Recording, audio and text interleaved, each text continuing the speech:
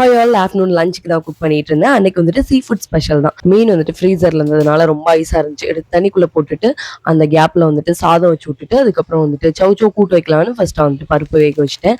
King fish தான் வாங்கிட்டு வந்தேன். அங்கேயே கட் பண்ணி வாங்கிட்டு வந்துட்டேன். அதனால ரொம்ப க்ளீன் பண்ற வேலைலாம் பெருசா இல்ல. டக்குன்னு க்ளீன் பண்ணி முடிச்சுட்டு ஃபர்ஸ்ட் வந்துட்டு ஃபிஷ்ஷை வந்துட்டு மேரினேட் பண்ணி அப்படியே ஃபிஷ் ஃப்ரைக்கு வச்சுட்டேன். லாஸ்ட் டைம் மாதிரியே தான் நானே வீட்டில் மசாலா மிக்ஸ் பண்ணிக்கிட்டேன். ரொம்ப நல்லா இருந்துச்சு. இந்த கடையில வாங்குறத விட இதுவே பெஸ்ட்டா இருக்கு அப்படின்ட்டு இப்பெல்லாம் வர வர ஃபீல் பண்றேன். இந்த காய் வாங்கிட்டு வரப்போ வந்துட்டு ரொம்ப மினிமல் சைஸா கிடைக்கல அப்படின்னா கொஞ்சம் ஓரளவுக்கு பெருசான சைஸே வாங்கிட்டு வரோம். பாதியை நறுக்கிட்டு மிச்சத்தை ஃப்ரிட்ஜில் வச்சோம்னா அது மறந்தே போயிடும். அதுக்கப்புறம் அது வைக்காம அது வீணா போயிருது.